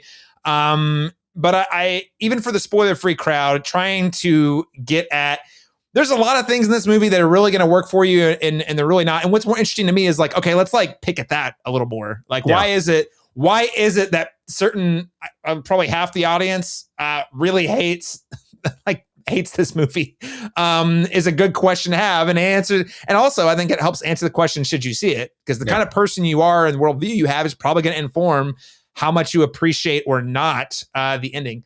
That said, let's get the verdict so that we can get to the rest of the good stuff in spoilers. What letter grade would we give Disclosure Day? Laron Chapman, I'll start with you. I think for all my reservations, even with this conversation, kind of extracting some ideas that I hadn't even considered when I was watching it both times. I do think there's stuff here. I just think it's muddled and it's a little unfocused. It could be a little bit more streamlined. I think that Emily Blunt and Josh O'Connor spend way too much time apart from each other. That needed to happen about 30 minutes sooner. And I think that would have helped with the momentum of this, because I think once we get to the third act and things kind of take a halt, as both of you have kind of said, I feel like it's because we already kind of know where it's going at that point, and we're spending way too much time not getting any new information. And there's at least one set piece that's completely unnecessary. Absolutely. And but for all of the herky jerkiness of this, There's still elements of this that I do find really strong, that I would still like to revisit and that I still enjoyed on second watch. So I'm going to give this a B minus. I'm going to say it may have the potential to grow. It may just reside there, but I think it's a strong enough film to recommend. And I think that if you're a fan of Spielberg's earlier work, for the most part, I mean, I feel like there's a lot of those things are present here. And they may just not translate the way they did in 1980 or 1999 or whenever you watched his earlier work, when we were in a different state of mind and under different leadership, and we were more hopeful and optimistic. So it may just be a weird film to be coming out in 2026, but maybe in the year 2030, we might be saying it was the perfect movie to come out now, because it's the message we needed. Hard to say. Hard to say, though. Hard to say. Yeah. Nick Sanford, what letter grade would you give Disclosure Day? I just give it a B for beats the fuck out of me. It is just so, like any traditional rubric that you try and, use to measure this film's successes or failures just don't really work for me. That's why I keep fritzing out, trying to figure out what the hell even is this thing. All that being said, it is the thing that a lot of us cry about not getting anymore, which is like an original summer blockbuster from like a cinematic master. So for that reason, it's like, yeah, go see it. We're not going to get very many more of these, especially from Spielberg. And I do think, one way that I keep looking at this movie is he's knowingly playing the hits, just trying to recontextualize them in a lot of ways. And so whether you think you're going to like it or not, you kind of have to see it, just because he's such a, monumental foundational part of especially Hollywood, history and how it's been built, that, go see it. Go see it. One of my favorite things to do is to go see a movie, especially if it's my second viewing and I'm kind of like chilling out and kind of like taking it in a little easier, is to go to the Moore Warren in, central Oklahoma on a Sunday evening. And I come outside and it's 11:45 and the crickets are, greeting me and there's stars outside. That's what it's. And the second time I got to see, Disclosure Day was through that. And it was just, even if I bumped on a lot of it, it's still just magical to be able to go see something as weird and crazy and wacky as this. And then we get to talk about it. So yeah, I say go see it. Yeah, very nice. I'm also going to give it a B. I think it's still got a lot of great Spielberg magic in it. I think the performances are top shelf. I didn't mention Wyatt Russell, small role in this part in this movie, so but funny. Also he's really good. He's very funny. But yeah, great. It's a great cast. I think the ideas are compelling. I think where it ends up going, again, the last final sequence, we'll talk about more in spoilers, I thought was just masterful cinematic storytelling, and it's got an all-timer car chase or two in the movie. Yeah. So for that reason alone, I think it's a must see on the big screen. And Nick, as you so eloquently put it, people are always like, all it is superhero movies and remakes and and then we get Disclosure Day, and then people oftentimes don't show up to these when they say that's what they want. Well, here it is. Are you going to like it? I don't know. You got to see it for yourself. For me, I enjoyed it. It's a letter grade of a B. I think it should have about 20 or 30 minutes shorter. They could have cut entire characters out of the movie. They cut set pieces, and I think it would have made for a better, more impactful film. But as is, it's still a good time at the theaters. I only saw it once, but I'll be excited to see it a second time. Well, what else would we recommend to our listeners, whether that be a film, television show, novel, music, video game, to go alongside Disclosure Day? Nick, what do you have for the people? There is a 1980 science fiction novel by Clifford Simak, S-I-M-A-K. It's called The Visitors. And it's basically like a first contact. How would people respond to this? And it's very, very, almost sort of Clint Eastwood-like in terms of just like how stripped down and just like meat and potatoes it is about the way we would respond to like an ongoing, like, oh shit, they're here, they're around us type thing. While also, they're recognizably extraterrestrial, but not in the way that, we think they would be. And it's just a very efficient, spooky, interesting, just sort of like nuts and bolts look at what, an actual moment in time like this would be. Granted, it's from 1980. So, you kind of have to view it through the context of that. But even within that, it's just a really good short read, and it's got a hell of a, it's like the tail end of those, sort of 50s and 60s sci-fi paperbacks with like the crazy, covers and all this. The Visitors has a really, really cool cover, and it's the reason that I picked up the book, and I really enjoyed reading it. And I've been thinking about it every day since. Not every day, that would be weird, but Visitors, check it out. I'd love to hear that. Laron Chapman, what do you get for the people? What else do you recommend?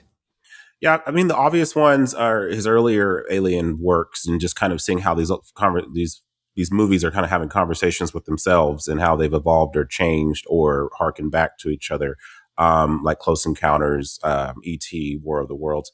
But and of course, the Kingdom of the Crystal Skull, most importantly, right? Yeah, of course, in that one for the outlier pick. But I think one that kind of resonated with me, and that I saw a lot of similarities. Nick, you mentioned that your Mount Rushmore, your other person there, M. Night Shyamalan. I feel like Signs is a good companion piece with this in many ways. We didn't really get into the conversation about the intersectionality of faith and science in this particular movie, because there are definitely some obvious and not so obvious ways that this movie is grappling with this idea of what is our purpose in life?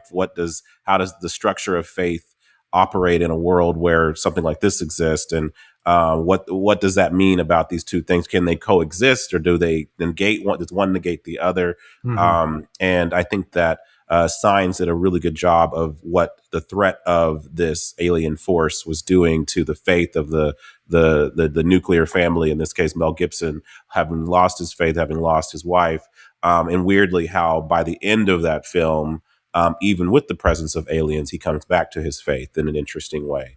And so I think that there's an interesting kind of parallel about that discourse that's happening in this movie. Not necessarily, I'd say, in the most sophisticated way, but it's definitely happening.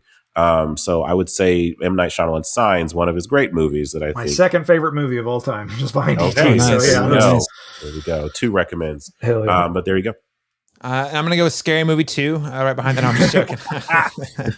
no, I'm just joking. Signs is a great movie. People can say what they're going to say about M. Night Shyamalan. I generally think that's a movie that holds up pretty well. It also wears its emotions on its sleeve, and I think it's a better movie for it. I am going to go with another it's also film. 45 minutes shorter than this one. Sorry to interrupt. It sure is. But on the note of movies about extraterrestrials invading Earth and being a major paradigm shift for the future of humanity, another film that wears its emotions on its sleeve, Denis Villeneuve's Arrival, one of my favorite movies of all time. Talk about a film that has just really got convictions. I would say a little less didactic in sort of how it's delivering the message, with Amy Adams sort of trying to learn how to communicate with the alien creatures. But a movie that still to this day I think a lot about, and it reminds me that human empathy and compassion and listening are oftentimes the greatest tools to resolving conflict, no matter how seemingly impossible that conflict may seem. And again, funny enough, that was a movie that I think has a very uplifting message that I don't think people got nearly as mad about. And I'm not sure if it's because it's not didactic or because it came out in 2016 before that election. But either way, that was the first release after the election. That was the Friday after the Tuesday of the election. So we all went into the theater like, oh God. Yeah. You're right. You're right. I saw there was I had a preview for it, and I saw it like, you're right, 2 days before the election, and then I saw it again 2 days after. Yeah, it came out post-election. We weren't spoiled yet, though. We might have been like jarred by what was happening, but we weren't steeped in it yet. So. No, we weren't that cynical yet. It'd be curious to see what that movie exactly as it's made, then what it feels like now. Because God, that was 10 years ago now. That is crazy. Wild. Yeah, I'd be curious to see if it would have the same reaction, because I remember a lot of the blurbs and stuff where this is the movie that we need right now, language and understanding and blah blah blah. So yeah, I'm not sure how that would land, but either way, I am very much behind this sentiment, and I think it's an incredible cinematic achievement for Denis Villeneuve. And frankly, we've talked about this on the show. Denis Villeneuve, I love him. He has since then made Blade Runner 2049, a movie I love. He's made 2 Dune movies that I love. He's probably going to make a 3rd movie that I'm expecting to love. And then he's going to make a James Bond movie that I'll also probably like. But man, oh man, it would be really good to see Denis Villeneuve get back to an original concept, because that's probably going to be the last one we get for quite a while. So that is Arrival. Check it out. All right. We've basically tiptoed right around a lot of the spoilers, and frankly, the trailers have done a pretty good job at telling you what's in the movie. We're going to get to the last final moments of this in the spoiler section. So if you're not going to be spoiled on any of that, go ahead and tune out now. Now, this sounds absolutely insane, and I'm aware of how this sounds. But if you look into the whole story along with all the other supporting accounts, then if you are of the same mindset, you could potentially come to the same conclusion. So we've actually talked a lot about a lot of the things that we were going to cover in spoilers here about, does the disclosure day ring true? But here's what I would love to hear from you guys. Like the film is kind of wraps up Josh O'Connor's Daniel Kellner. He gets there, he uploads all the top secret files directly to the news feed that's broadcast on local news in Kansas City before going viral. And, again, as we've already said, the world sort of slows down and pauses impending World War III because of the broadcast. I want to start by talking about the actual broadcast sequence because, listen, I know there have been other great broadcast sequences in the history of film. That's no secret. But I have to say, this thing goes on for a solid, 10, 12 minutes. It's not short. And I love, but I thought the actual sequence itself was pretty mesmerizing. We had the snaps, the cut to the camera, and you got all these different reports. I'm really curious. What did you, just in terms of cinematic storytelling, visual storytelling, what did you guys think of this particular sequence? I mean, I liked the news anchor, the primary one that they focus on throughout that process, her emotional kind of that's the one thing about it that did feel honest. Even if it was just her specific reaction and maybe not a universal reaction that everyone was having, you really believed that she was it broke her perception of everything that she knew up to that point. And she's, I don't know how to react to this. In real time, I can't even do my job properly right now because I don't know what I'm seeing and I don't know what it means. And what our place is in this moment in the world and what we do with this information. I'm normally here just to report it, but I'm also now questioning so much too. I found that to be pretty effective overall. I think that, like you mentioned, though, the sequences, the cuts between all of the archival footage was very jarring, very mesmerizing, as you said. You said jarring, so as in it did not work very well for you. Well, I mean, I should say jarring in that it startling. Startling. Oh, okay. All right. Jarring in that way. Okay. Yeah. Okay. So I did enjoy the intercut between all of that. And I'm actually, I actually am a fan of the final moment, and some people are not. And I mean, for a lot of the reasons that we've already kind of articulated here. Because I feel like with the movie being so didactic all the way up to that point, we really didn't need to hear what she was going to say. The movie has already presented the ideas that you can kind of use at your disposal, to try and interpret however you want. But I think by leaving it kind of open-ended in that way, the one thing I probably would have changed is wheeling out the actual extraterrestrial. Because I feel like that there was a remove there when that happened for me, where I was like, it would have been interesting if it was all just kind of concealed in the images. And not just definitively, here is the thing. And now you have no choice but to, but we obviously. He should have shot that the way that he shot a lot of the early ET scenes, which is he's behind stuff in dark, shadowed, and you can fill in a lot. I agree. It is so weird that it's just fucking there's an alien or just a close up of an alien. We obviously haven't. Yeah. Cause we haven't had that experience. So then immediately now I'm removed from the hypothetical conversation that we're having about all these ideas. Yeah. And now it's a very literal thing that we have not been able to definitively prove yet, so it's kind of like, okay. Well, I think that's the thing though. I think Spielberg believes it so deeply that it is a literal thing and he wants to present it as such, even though he personally has not had this encounter. I genuinely think that he's like, guys, aliens are freaking real. I'm going to put it right in front of you. And now what do you have to say about that? Like, I'm not joking. Like, I actually think that's where he's coming at. And it's weird though. He leaves it though. Nick, you said this. It says, listen, and you're like, okay. And then cut to black. It's the Inception top. But like, I'm also like, why did you Inception top that? I'm kind of confused. What and I guess it's like his way of being like, I'm about to die. Here's aliens. They're real. Peace out. Yeah. Do what you will with this information I'm giving you that I actually haven't proven myself, you know? There's a cast interview where they said that if aliens ever were to come here and we had to select a human being to interact with them, they're like, Steven Spielberg is exactly who we would pick because he has this intellectually curious mind that he would not be fearful. He would actually engage with them on a very very I guess unafraid kind of tone, you know. And I think that that they're probably absolutely right with that. He, as much as he's explored this, I feel like he would be the perfect orator for the human race to discuss anything we needed to about the human race with the alien life. Yeah, either him or Stormy Daniels would be my two picks. But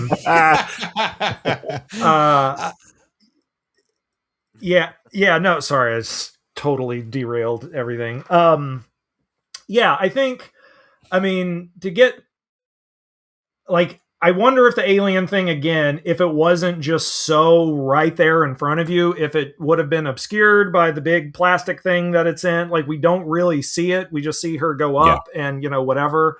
I think that would probably go a long way because the first time I saw it, it was just like, what the fuck am I looking at? You know, I mean, it's just so bizarre and so jarring. In terms of the actual footage itself, I think it's mostly I mean, there's some bad CGI, you know, that is baffling because in 1993 he gave us what are still the most realistic looking dinosaurs on screen ever, and for whatever reason, like, because even like the train thing in this I'm not a fan of. Like, it looks bad to me, like the feathering around the edge of the you know car, like against the background, like so much of the movie just doesn't really hold up that well. As far as the actual footage at the end, I wonder how it would have been had we not seen any of the stuff at the beginning. Like whenever, you know, Josh O'Connor, you know, guy with backpack, I believe is his credited name, shows his girlfriend like, look at these things. If we had like no sense of what we were going to see, if it was just obscured the whole time and we just like, we see their reactions to it, but we don't see the things. I wonder if it would have, if the end would have felt like more of a revelation or more. Yeah, you're right. They tipped their hand a little too much, a little too early. I think you nailed that because we even see some of the same images again later. Yeah, it feels bizarre. It feels weirdly repetitive. I mean, what if all they showed was just here's Richard Nixon showing Jackie Gleason some dead kid aliens or whatever, and then cut to black. No, it's just clips from Independence Day. That's the whole real. Yeah. But yeah, it feels spooky, and like the piece of music that plays underneath that, you know, feels like really like it's like haunting, but it's sort of melancholy, but it's like kind of hopeful, but it's, you know, kind of got the juice of like, oh shit, I'm seeing new stuff. I just wish or wonder what it would have been like, you know, had that been the climax of the movie. Come to this movie, everyone, so you can finally see what the actual stuff is going to be. You can't do that if that was like what the whole the whole marketing campaign was, you know, sort of pivoted on, then people would be disappointed. So I don't know what you do. Maybe don't spend $110 million on this movie. Maybe cut a bunch of shit out and then it's cheaper and now you don't have to, you know, make so much back. But it is still, it's palpable. Now, I think the shit leading up to actually seeing all that is kind of dumb. Yeah. Sorry, I keep railroading. Well, let's come back to that. Yeah, we're talking. I think you're probably alluding to the Scanlons. Yes. Yeah. We'll get to that. I just one aside I want to add. I do think that sequence is masterful cinematic storytelling in terms of like the newsroom and the way they're cutting between footage. However, whenever the movie was done, there were two things I was like, oh, the audience you're gonna lose the audience. Number one was the sentimentality, which we've already talked about in depth. Number two was there's when they're playing the footage and they're like, is this real? Oh, let's scan it with the AI. Scan it. Is it AI? Oh no. Oh, the thing says it's not real. It's not real. It's real footage. Truth pixel. We laughed so hard. I was like, oh no. I mean, like Googling it to see if a ground truth pixel is a real thing, and I cannot find it anywhere. I cannot find evidence of that being like. So yeah, like if this movie had more eyeballs on it, I have a feeling ground truth pixel would become like the next generation's like Nuke the Fridge, because that is just like the most bullshit lamp shading, you know. Well, as a guy who didn't hate the fridge, but I also am like, I got a soft spot for it too. I don't hate it either. No, no. I mean, I guess my point is, I was like, I can go with it. I went with the fridge. And I'm like, I can go with it because it's not about. It's like, yeah, that's a hand wavy Hollywood bullshit thing, but this is movies, guys.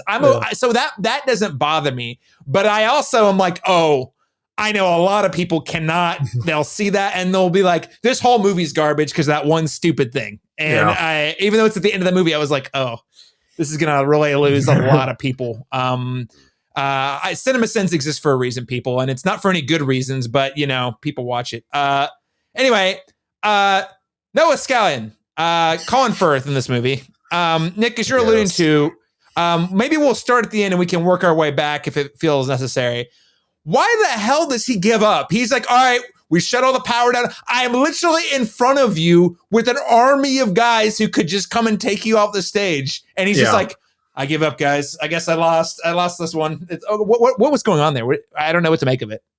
It loses me whenever she Jedi mind tricks her and Josh O'Connor out of the, you know, compound or wherever they are. And like Firth has like this, you know, like, oh, you know, I saw my wife and I'm a change, blah, blah, blah.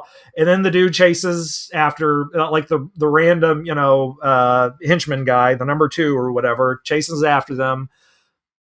And then we cut back to Colin Firth and he's still doing it. I'm like, that to me is where the actual problem is. What, like, either the antagonist should have changed or just been dispensed with completely, or don't have the scene where her Jedi mind tricks works on Colin Firth to get them out of there. Like, because by the end of the movie, it's like, he doesn't want to be in it. And he's all, you know, he's like hurt and shit and like just acts like he doesn't want to be there. So we get fucking 5 minutes of like an invisible fire truck chase and all this other bullshit.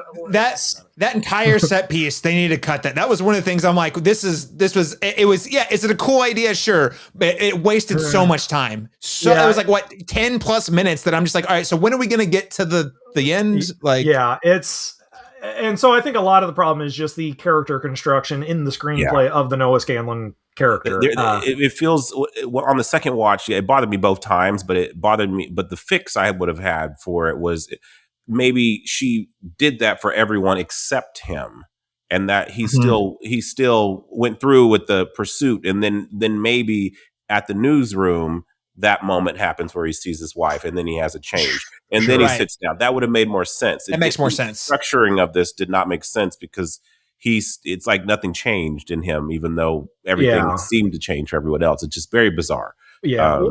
And it makes again, God bless Colman Domingo, he's doing Lord's work in this. It makes his rant about, you know, empathy is like an evolutionary advantage, blah, blah, blah, that much more tedious, because it's like, motherfucker, you just saw like evidence of, you know, and there's like no real reason. And even the design of like all the Wardex bullshit in general to me is like the weakest aspect of this. Like, it's just not a very, you know, the set, you know, the actual space that they're in for a big chunk of the movie just looks boring, you know, compared to a lot of the rest of the movie, and also compared to a lot of the rest of Spielberg's filmography. He's kind of doing like Minority Report light with a lot of that stuff. And it's just not, I just don't really buy. If you want this shit stopped so much and you want us to actually fear these villains, all these motherfuckers have automatic, like, start opening fire, like, make it scary, make it dangerous. Stop just like waddling around, you know. It reminded me of like Eagle Eye, that Shia LaBeouf movie. It has that vibe to it, where there's a hokiness to it that doesn't make them feel intimidating at any point, even though like, I'm supposed to buy that they're really threatening and what have you. But especially when all it takes is like, you know, the space dildo or whatever to like turn the power back on. It felt so silly.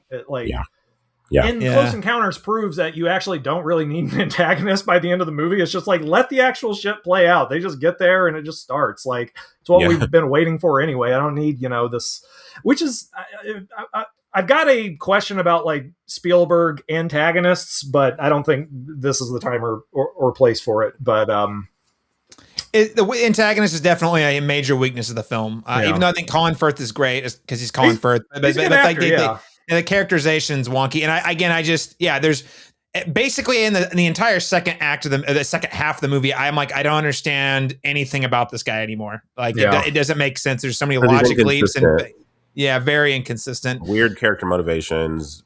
Strange, like his character wouldn't do that. That's weird. So there's something. And what is his goal? Is he working for the government? Is he working for the company? Is he motivated by money? Is he motivated by power? Like none of that. Colman Domingo says once your wife died, that's when you went off the rails and started, and it became about like power. I don't buy that. But that's a lot of telling me, not showing me. Exactly. Though, well, that's that's if you turn the movie off, you don't, or turn the sound off, you don't get any of that information, like any way, shape, or form. I think the best thing to do is just not have a face to the organization at all. Just make it fucking scary ass black SUVs that show up every once in a while. You don't know who they are. Yeah. Either that, or you got to have a character with a strong ethos, and I just don't think this guy is it. Like he needs to actually. If it's a big if, you insist on having a primary antagonist, cut a couple of the side characters, like the girlfriend, who I actually thought was a huge waste of time anyway. Cut her and like give him like 2 scenes. That's all you really need. 1 to 2 scenes that really clearly communicate. Oh, this is what this guy's about. Yeah. Or the others, if you don't do that, do exactly what you said, which is it's just shady government agency. That's all we need. It's rough. I think there's a reason that the bad guys in Close Encounters and E.T., they're not given a face, and the one face that is given in E.T. is basically a big kid. The Peter Coyote character. So interesting, weird choices. Well, one thing I wanted to get back to. We didn't talk about, Laron, you mentioned it, but the girlfriend character that I suggest we cut. I think the whole point of her was to she's a former nun, I guess. Mm-hmm.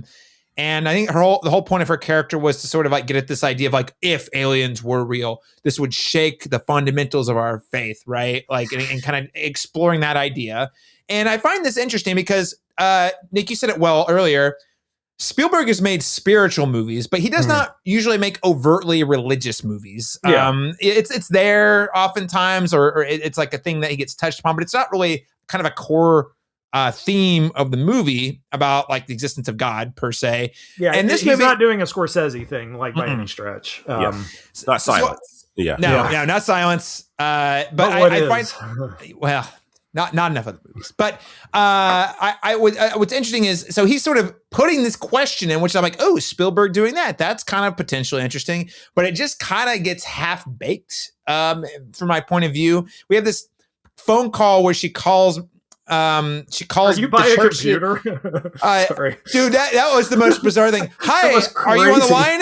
Well, it was just crazy. Imagine if right now I got a phone call and said, "Do you believe that aliens exist?" And I say, well, there's nothing in the Bible that says they don't. Like, I like how he just jumps straight to the all this. Anyway, I felt that idea was pretty half-baked, but I do find it an interesting question for a guy like Spielberg at age 80 to be asking about the nature of God, divine deities, whether they exist, and, what connections they may or may not have to extraterrestrial beings. And I just want to see what you guys thought of that character and that idea. Did you think it was well done or interesting, or was there anything you took away from it that maybe I missed? I like the idea. I don't like the execution of the idea. I feel like, as you mentioned, her character, I feel like there was a smoother, more sophisticated way to have that discourse without this hokey kind of, as you mentioned, half-baked dialogue between the two of them that kind of, it feels like, let me just spell out the idea in one scene between these two characters, but let's not explore the idea in the larger film itself. And so it feels weirdly divorced from the rest of the movie, even though that is a thread that clearly that he's like picking at throughout the story, just not very again, not very skillfully here, I don't think. And she mentions, what does the nun say? Something like, we're his greatest creation on earth. Like, that just explains everything. Like, that just, all the mystery goes away. Oh, because there's more than the universe than just where we are. And that's like, that's not enough. I debated things like this in college, and I thought, what if we? He intentionally, God intentionally omitted that anything else, just so that, and we were just too dumb to get it until this very moment, and then that makes total sense. And it just didn't. I just didn't buy that. I like the idea. I just don't think that he had anywhere to go with it. And unfortunately, it kind of just gets sat. He kind of gets sat there, and then we just kind of evolve right back into the genre film that he's making here, instead of having a more interesting idea that I think could have been explored better. Well, Nick, what was your take on Spielberg's attempt at exploring God via aliens? I get why he wanted to include that, and I do think that would be a big part of, the social upheaval or whatever would come with an actual, event like this.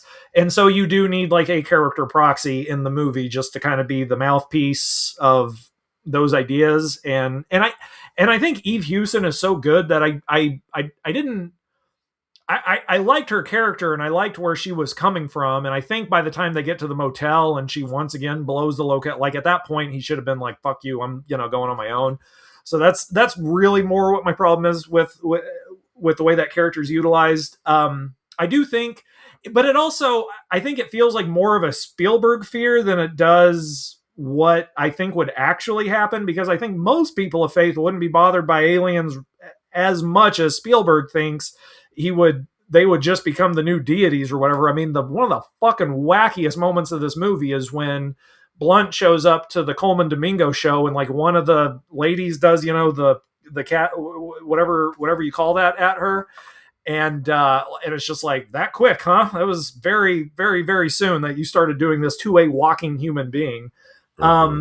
She says, I will not be your religion. Which is some crazy wacky shit. It's like, let's get into that a little bit more. That's the interesting stuff, right? But he just hints at that. He doesn't actually go into it. But it's also interesting that he chooses to do this through what I assume is Catholicism. I'm not a Catholic, but it seems very, Catholic coded, when he himself is a very prominent Jewish filmmaker. And I wonder, it's interesting that and I don't want to project anything.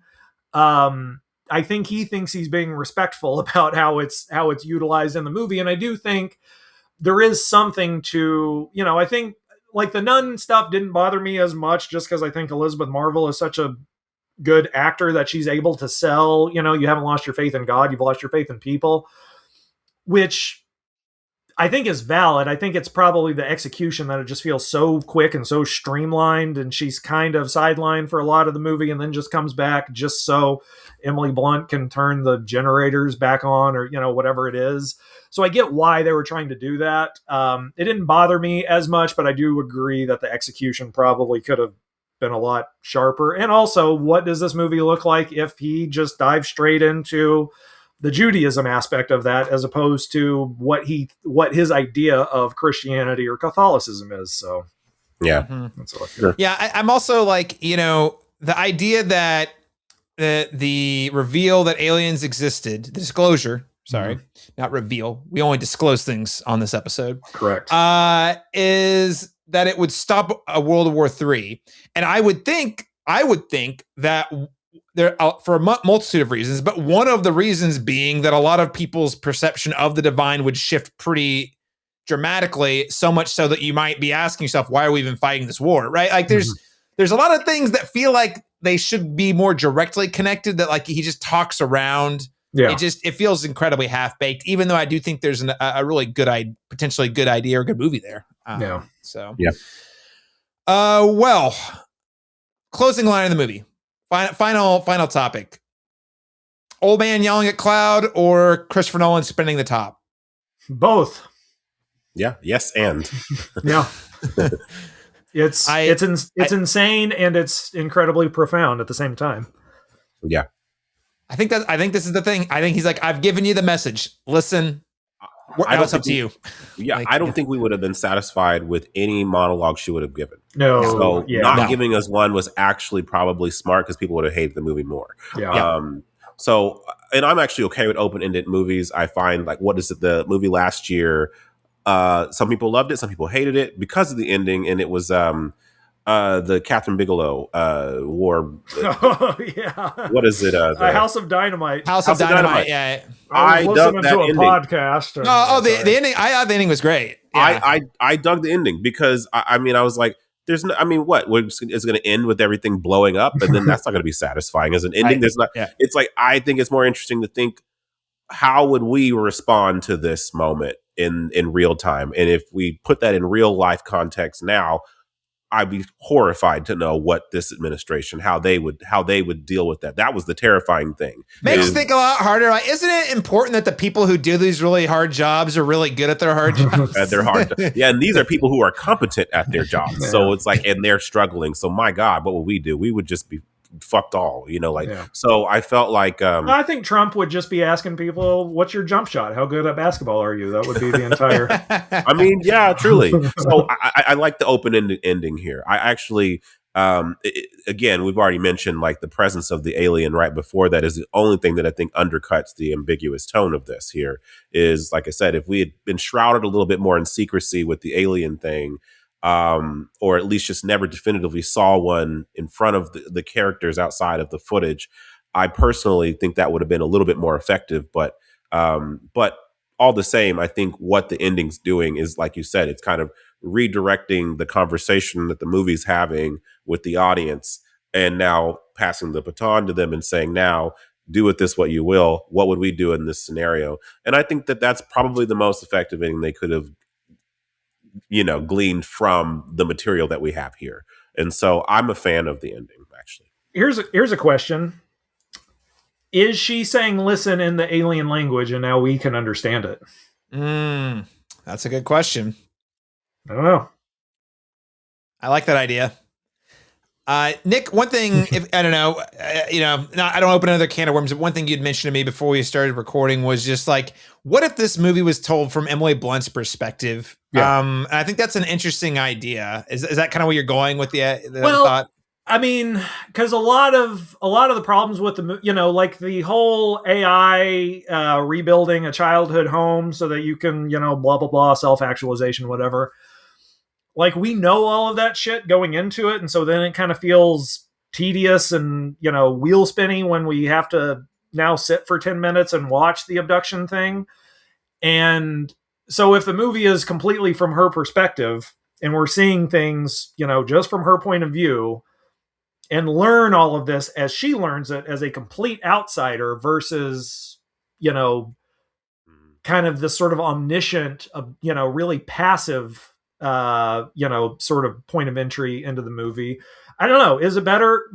Is it also then just becoming a remake of Close Encounters, only now she's Richard Dreyfuss? I don't know, but I do wonder what this movie is like if she is just like the capital M main character and we are learning all of this as she is. What if she, has this freak out, this weird alien thing on live TV, and now Colman Domingo is trying to, and now she gets the call from Colman Domingo, hey, you've got this guy that you've got to, find, and blah, blah, blah. And what if, to, help squeeze things out, what if her boyfriend, Wyatt Russell, is the more religious guy who, worries about the implications of all this as it goes along. So now you don't need this other character, and so on and so forth. But it's just it's just a thought that I had. It certainly makes it more of a mystery too, to what's actually happening. I think, because I think you mentioned throughout the podcast and that we've all talked about is the movie tips its hand too much multiple